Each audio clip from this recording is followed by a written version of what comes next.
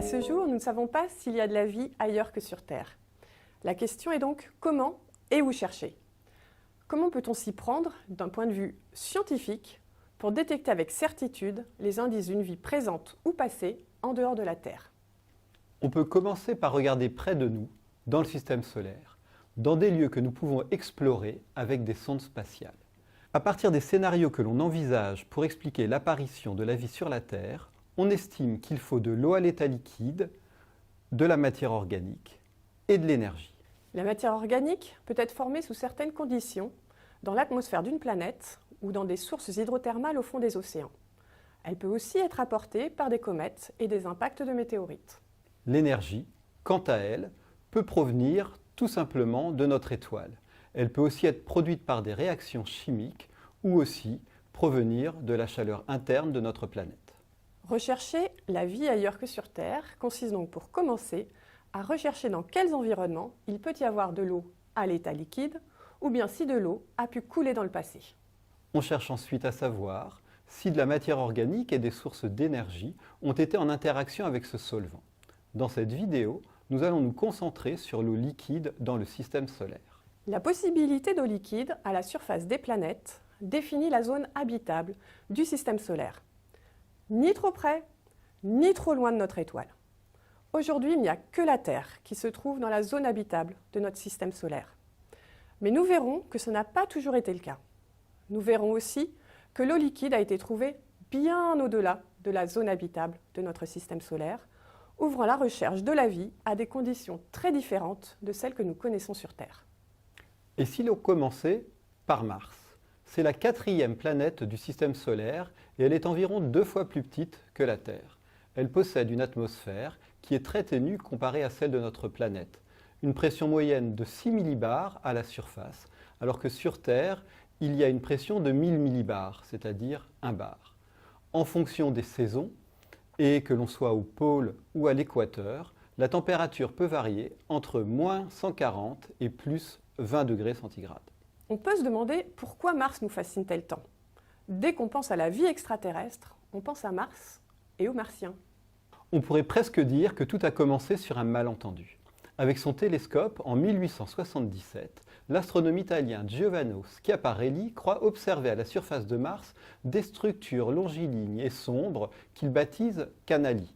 C'est un terme qui signifie chenal en italien, mais qui sera traduit par canal en français et en anglais, ce qui leur donnera une connotation de construction artificielle. L'Américain Percival Lowell imaginera par la suite que ces supposés canaux auraient été construits par une civilisation extraterrestre. Il s'agissait en fait de mauvaises interprétations d'observations au travers d'instruments peu performants. Mais au-delà des fantasmes et de notre désir d'y trouver de la vie, Mars présente des caractéristiques objectives qui rendent tout à fait légitime d'imaginer que de la vie ait pu y apparaître. Dès les années 1970, on a pu observer sur Mars des structures ressemblant à des lits de rivières et de fleuves asséchés. Plus récemment, des roches qui ne se forment qu'en présence d'eau à l'état liquide ont été identifiées par des sondes spatiales en orbite et des rovers en surface, des argiles, des sulfates ou encore des petites férules d'hématite. Pourtant, s'il y a eu de l'eau qui a coulé à la surface de Mars, ce n'est plus le cas. On observe de la vapeur d'eau dans l'atmosphère ainsi que de grandes réserves de glace d'eau au pôle, mais il n'y a plus de liquide qui coule en surface. Mais s'il y a eu de l'eau liquide en surface, comment se fait-il qu'elle ne coule plus? Bonne question. Pourquoi est-ce que ça ne serait plus le cas maintenant alors que nous avons des preuves que cela s'est produit dans le passé? Comme je l'ai dit tout à l'heure, la température de surface de Mars peut atteindre une vingtaine de degrés. Sur Terre, l'eau est liquide à 20 degrés. Eh bien, c'est une histoire de pression. Et il faut se souvenir que la pression à la surface de Mars est de 6 millibars en moyenne. Regardons cette figure un moment. Il s'agit d'un diagramme de phase de l'eau. Sur les axes sont représentées la température et la pression. Pour une température et une pression donnée, on peut savoir si l'eau est sous forme de glace, de liquide ou de vapeur. Sur Terre, pour une pression atmosphérique d'1 bar, c'est-à-dire 1000 millibars, on peut voir que l'eau est sous forme liquide entre 0 et 100 degrés.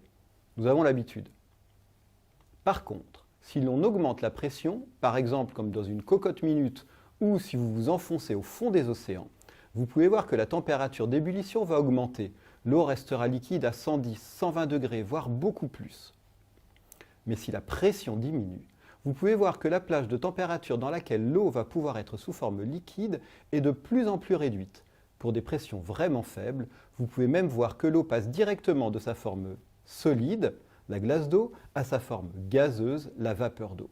On dit alors qu'elle se sublime. La pression à la surface de Mars est très légèrement inférieure à cette pression, en dessous de laquelle il est impossible d'avoir de l'eau liquide stable. C'est pour ça qu'il n'y a pas d'eau qui coule à la surface de Mars. Comme on sait qu'il y en a eu, cela signifie que la pression atmosphérique était plus importante dans le passé. Mars a dû avoir une atmosphère beaucoup plus dense qu'actuellement, et peut-être même des fleuves, des lacs, des océans à sa surface.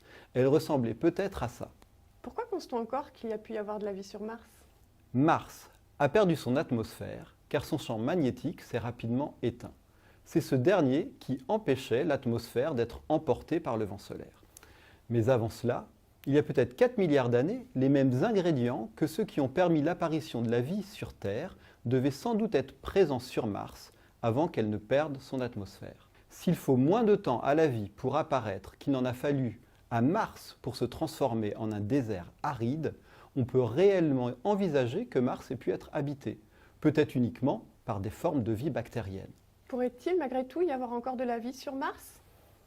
C'est peu probable qu'il y ait encore de la vie sur Mars, mais on ne peut pas complètement l'exclure. Si la vie est apparue sur Mars alors que la planète ressemblait encore à la nôtre, on peut envisager que certaines formes de vie aient réussi à s'adapter aux conditions qui règnent actuellement sur la planète. À la lumière des formidables capacités d'adaptation du vivant terrestre, c'est une hypothèse que l'on ne peut pas écarter d'un revers de la main. On ne peut pas exclure non plus que de l'eau puisse couler en profondeur. Certaines mesures laissent penser qu'il pourrait y avoir des lacs très salés enfouis à plus d'1 kilomètre de profondeur sous les calottes polaires. Faudra-t-il alors creuser pour trouver des formes de vie martiennes? Cette présence d'eau liquide inattendue sur Mars aujourd'hui montre qu'il est possible de trouver de l'eau liquide ailleurs que dans la zone habitable du système solaire. Tu veux dire qu'on peut aussi trouver de l'eau liquide au-delà de Mars dans le système solaire? Oui, d'autant que l'eau est très abondante dans le système solaire extérieur. L'eau est visible à la surface de nombreux satellites de Jupiter et de Saturne. Mais comme ce sont des mondes froids, environ moins 150 à moins 200 degrés Celsius, l'eau y est visible surtout sous forme de glace.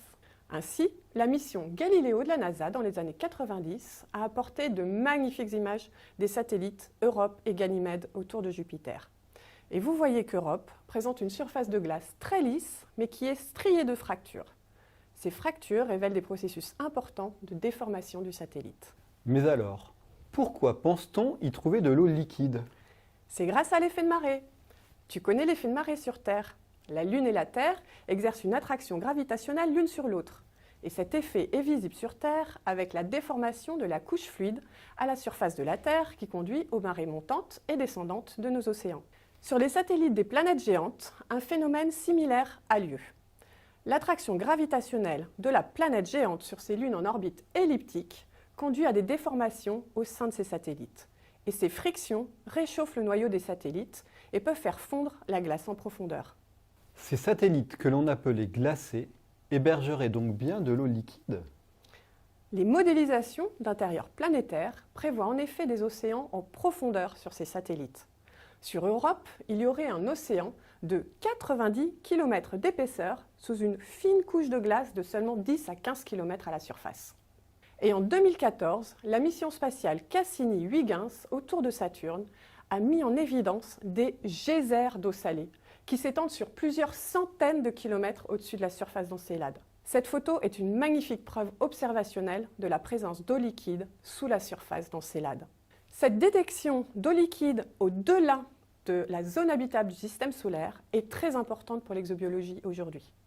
On tend à appeler ces satellites, qui sont glacés en surface, les mondes océans du système solaire. En conclusion, il y a de nombreux endroits dans le système solaire où l'on trouve de l'eau liquide. La seconde étape pour la recherche du vivant est de savoir si de la matière organique pourrait interagir avec cette eau liquide. Et c'est pour cette raison que la recherche en exobiologie s'intéresse de très près à un satellite particulier parmi tous les mondes océans. Il s'agit de Titan, le plus grand satellite de Saturne. Titan est en effet doté d'une atmosphère épaisse où la chimie y est très efficace. Et cette chimie est responsable de la formation d'une brume qui enveloppe tout le satellite et qui est faite de petits grains organiques. Et ces petits grains vont s'accumuler à la surface comme du sable. Et comme ils vont pouvoir interagir avec l'eau liquide qui affleure régulièrement à la surface de Titan par cryovolcanisme, Titan est donc un endroit privilégié pour explorer cette interaction entre matière organique et eau liquide au-delà de la zone habitable du système solaire. Il y a donc plusieurs objets dans le système solaire qui ont pu abriter et pourraient même encore abriter des océans. Il s'agit de Mars et de certains des satellites des planètes géantes. Rien ne prouve encore à ce jour que la vie ait pu y apparaître, mais nous pouvons les explorer pour tenter de savoir. Sur Mars, les prochaines missions spatiales chercheront à creuser sous la surface pour analyser des échantillons représentatifs du passé lointain de la planète. On se prépare aussi à rapporter sur Terre un échantillon de sol pour qu'il soit analysé dans nos laboratoires avec des instruments sophistiqués que l'on ne peut pas imaginer embarquer sur un rover. En ce qui concerne les satellites des planètes géantes, il y aurait toujours des océans, mais nous ne savons encore rien d'eux. Il faut imaginer des missions très ambitieuses pour les explorer. Europe, Titan et Encelade seront les objectifs de futures missions spatiales d'exploration du système solaire. Et au-delà du système solaire, nous savons qu'il existe un nombre considérable d'exoplanètes qui tournent autour de leur étoile.